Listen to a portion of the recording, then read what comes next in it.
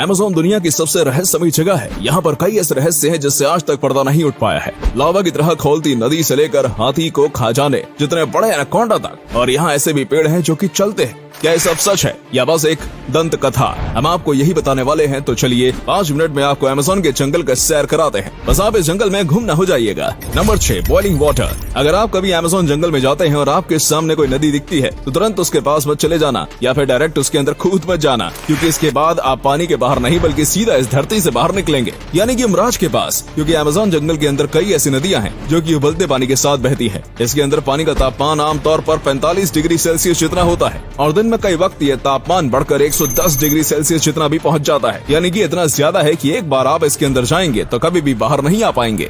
ये सीधा आपके शरीर को 3rd डिग्री जला देगा। और उसके बाद क्या होगा ये बात तो आप जानते ही हैं। वैसे तो ये पानी इतना ज्यादा गर्म क्यों होता है, इसके बारे में रिसर्च चल रही है। कुछ लोगों का मानना है कि ये बिल्कुल किसी हॉट स्प्रिंग जैसा है, लेकिन किसी भी हॉट स्प्रिंग में इतना ज्यादा गर्म पानी नहीं आता। तो आखिर अमेज़न की नदी में ही इतना ज्यादा गर्म पानी क्यों आता है, ये तो पूरी तरीके से रिसर्च करने के बाद ही पता चलेगा। वैसे कई लोग इस नदी के बाजू में रखे पत्थरों के ऊपर अंडे भी भगा देते हैं। Number 5, green anaconda.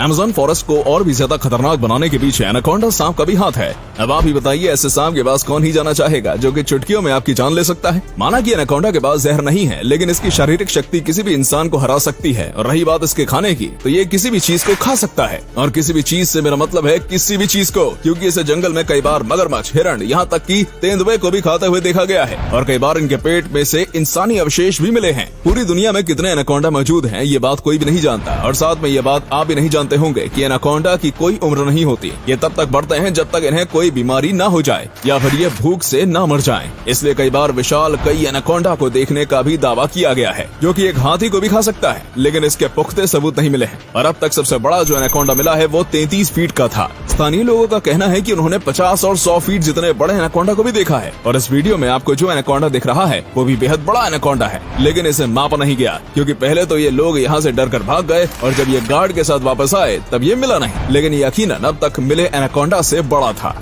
Number 4, strange geoglyphs. अगर आप अमेज़न जंगल को ऊपर से देखेंगे तो आपको कई ऐसी चीजें दिखेंगी जिसे देखने के बाद आपको यकीन नहीं होगा। जैसे कि पूरे अमेज़न जंगल में कई ऐसे अजीबोगरीब पैटर्न्स बने हुए हैं जिन्हें बस ऊपर से ही देखा जा सकता है। इन पैटर्न्स को बनाने के लिए जमीन पर कई प्रकार की लाइनें की गई हैं। यहाँ तक कि कई जगह पर तो अजीबोगरीब शेप्स के पत्थर भी रखे गए हैं। अब इन सब चीजों को क्यों और कैसे बनाया गया था, ये सब आज तक रहस्य बना हुआ है। इसे बनाने के पीछे का सबसे पहला निशाना एलियंस को बनाया जाता है। कहा जाता है कि एलियंस ने ही किसी न किसी वजह से इसको बनाया होगा, क्योंकि दुनिया के कई कोनों में से ऐसी कई चीजें देखने को मिलती हैं, जैसे कि नाज़का लाइन्स जो कि पेरू में है। और कुछ का मानना है कि इस तरीके से एलियंस आपस में बातें किया करते थे। और वैज्ञानिकों ने कहा है कि हो सकता है ये सब चीजें अमेज़न के जंगल में रहने वाले आदिवासियों ने बनाए हों। जैसा कि आज के वक्त में मनोरंजन के लिए कई सारी चीजें मौजूद हैं, लेकिन उस वक्त ऐसा कुछ नहीं हुआ करता था, इसलिए कहा जाता है कि ये सब उन्होंने अपने मनोरंजन के लिए किया होगा। लेकिन वहीं पर आखिर इन्होंने उन चीजों को बनाया कैसे, क्योंकि बिना किसी मॉडर्न टूल के इंसानों के लिए इसे बनाना इम्पॉसिबल है।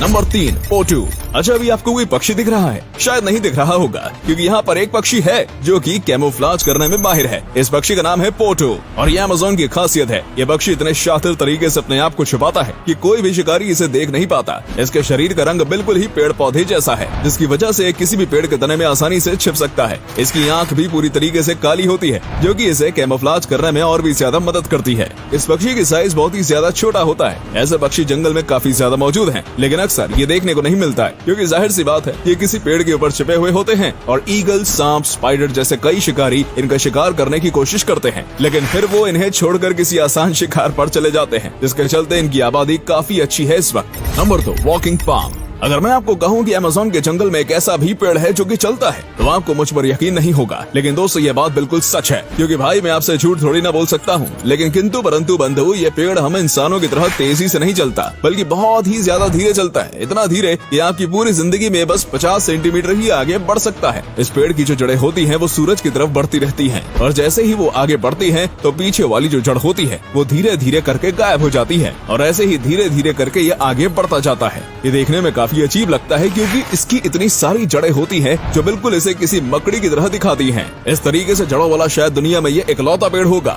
और ये पेड़ चल सकता है वो तो एक अलग ही कहानी है। Number 1, plastic eating fungus. दोस्तों, हाल ही में येल यूनिवर्सिटी की एक प्रिया आनंद नाम की लड़की ने अमेज़न के जंगल में से एक ऐसा फंगस ढूंढा है जो कि अब इंसानों की सबसे बड़ी समस्या यानी कि प्लास्टिक को खत्म कर सकता है। जी हाँ, आपने बिल्कुल सही सुना। इस लड़की ने इस फंगस के करीब 60 सैंपल लिए थे और इसके ऊपर वो कई रिसर्च कर रही थी और इसी बीच पता चला कि ये जो फंगस है ये प्लास्टिक को खा सकता है और इसे डाइजेस्ट भी कर सकता है, यानी कि वो पूरी तरीके से प्लास्टिक को नष्ट कर सकता है। साथ ही में ये बहुत ही ज्यादा कम ऑक्सीजन की मात्रा में भी आराम से उग सकते हैं, इसलिए अगर ये पानी के अंदर भी उगाया जाएगा तो फिर ये आराम से पानी के अंदर भी रह पाएंगे और ऐसा करके पानी के अंदर के प्लास्टिक को और जमीन के प्लास्टिक को खत्म किया जा सकता है। लेकिन ये सब आगे की रिसर्च ही बताएगी।